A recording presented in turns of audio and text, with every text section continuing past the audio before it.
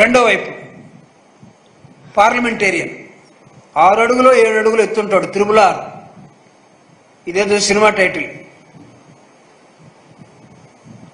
అంబేద్కర్ ఫ్లెక్సీని ఏదో ఒక దానికి అడ్డం ఉందని అంబేద్కర్ ఫ్లెక్సీని ఒక మాజీ ఎంపీ, ఒక ఎమ్మెల్యే దగ్గరుండి చించేసి అక్కడ ఉన్నటువంటి వాళ్ళు అడిగితే మా దేవుడు మాకు గొప్ప, మీ దేవుడు మీకు గొప్ప, చించేస్తాను ఏమైనా చేసుకోండి.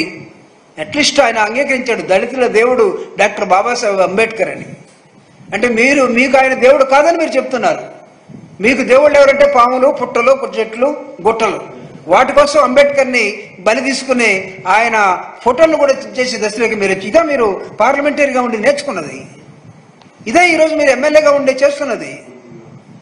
ఈరోజు ఉండి ఏరియా అంతా కూడా తగలబడుతూ ఉంది. ఉండి ఏరియాలో దళితుల మనోభావాలు డాక్టర్ బాబాసాహెబ్ అంబేద్కర్ గారి ఫ్లెక్సీని ఒక మాజీ ఎంపీ, ఒక ఎమ్మెల్యే తనే ప్రొటెక్ట్ చేయాల్సిన మనిషి.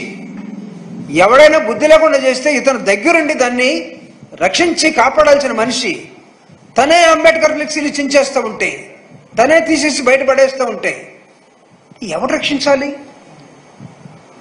అంటే మీకు దళితులు నచ్చరు, దళితుల దేవుడైనా డాక్టర్ ఆ రాజ్యాంగ నిర్మాత అయినా అంబేద్కర్ గారు నచ్చరు. అంటే మీరు ఏ సంకేతాలు పంపదలుచుకున్నారు? ఈరోజు జరుగుతూ ఉంది. అతను క్షమాపణ చెప్పేంత వరకు దళితులు వదిలిపెట్టేది లేదు త్రిబుల్-ఆర్ని ఉండిలో. నేను అక్కడ ఎస్పీ చెప్తా ఉన్నాడు, ఇక్కడెక్కడ దాడులు జరగలేదు. సంతోషం. దాడులు జరగలేదంటే కారణం తెలుసా? అది దళితులు చూపిస్తున్నటువంటి సహనంగా గుర్తుపెట్టుకోండి. దయచేసి రాష్ట్రంలో దళితుల సహనాన్ని పరీక్షించవద్దని చెప్తున్నాను నేను. దళితులందరూ కూడా వైఎస్ఆర్ కాంగ్రెస్ పార్టీకి ఓటేశారనే కదా మీ కడుపు మంట.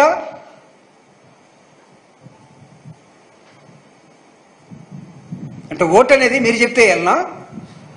మీరేమన్నా మాకు భూస్వాములా, లేకపోతే మా ఆసాములా, లేకపోతే మీరేమన్నా మా మీద పనిచేసే పెత్తందారులా, లేకపోతే మీ ఇళ్లలో మేము పనిచేసేవాళ్ళమా?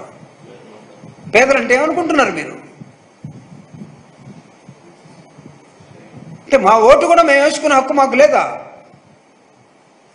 వైఎస్ఆర్ కాంగ్రెస్ పార్టీ ఓడిపోతే ఓడిపోయి ఉండొచ్చు.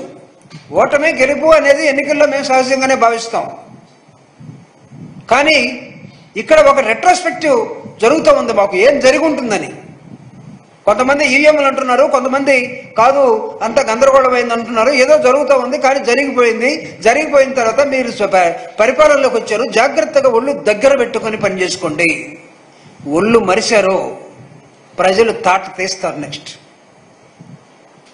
Mind it. ప్రజల్ని అండర్ ఎస్టిమేట్ చేయబాకండి. మీరు 6 ప్యాక్ అయినా లేకపోతే జిమ్ముల్లో పడి ఏడ్చిన జీవితకాలం పొరపాటున ఎమ్మెల్యేలుగా వచ్చి సమాజ లక్షణాలని, సమాజానికి ఉండాల్సినటువంటి క్యారెక్టరిస్టిక్స్ని మీరు అంతం చేయాలని మీ రాజ్యంగా లేకపోతే మీ వ్యక్తిగత ఏరియాగా మీరు చూడాలని చూస్తే మాత్రం ఊరుకునేది లేదు. హక్కులున్నాయి మాకు.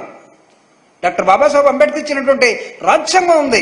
రక్షించాల్సిన ప్రభుత్వమే భక్షిస్తూ పోతే ఎవడని చెప్పుకోవాలి? ఇదే మీ పండుగ, 100 రోజుల పండుగ. ఈ 100 రోజుల పండుగను ఎవరి కోసం చేస్తున్నారు? ప్రచార ఆర్భాటాలు.